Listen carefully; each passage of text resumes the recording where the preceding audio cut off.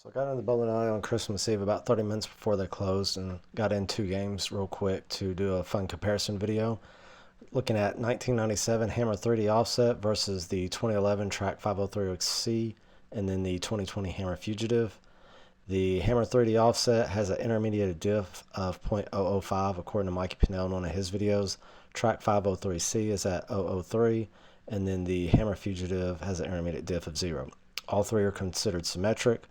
The 503C and the Hammer Fugitive each have about 6 games. Both balls were drilled up this year. The 3D Offsets one I got off eBay looks like it has a couple hundred games on it, maybe a house ball at one point. So I thought it'd be fun to get out here and compare the three, starting off with the Hammer Fugitive. On a leftover house shot,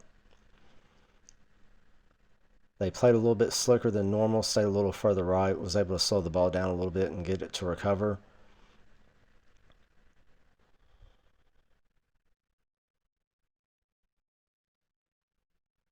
Going from that to the 503C, both have a very similar layout in terms of pin to PAP and location. Both played pretty close to the same for me, and that's looking at 2011 technology versus 2020 in the mid-performance category.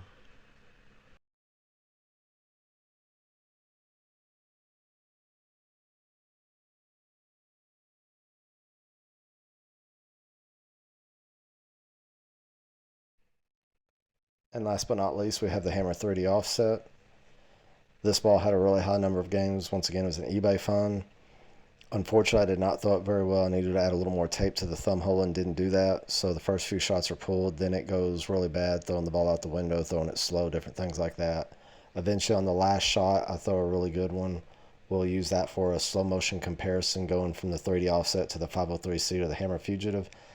Give you a chance to kind of look at it and see what you think in terms of ball reaction. Is there a big difference? Even though the 3D Offset was a high performance ball at the time based on the number of games, the reaction on it looks pretty good compared to two mid performance balls. But even fast forwarding ahead, looking at the 503C to the Hammer Fugitive, 10-year gap in technology, quote unquote, from mid performance balls. Do you see a difference? Is it something noticeable or not? Just something fun to put together and kind of see what everybody thinks. So here we'll finish with the slow motion shots, and I will try to get part 2 out here after Christmas.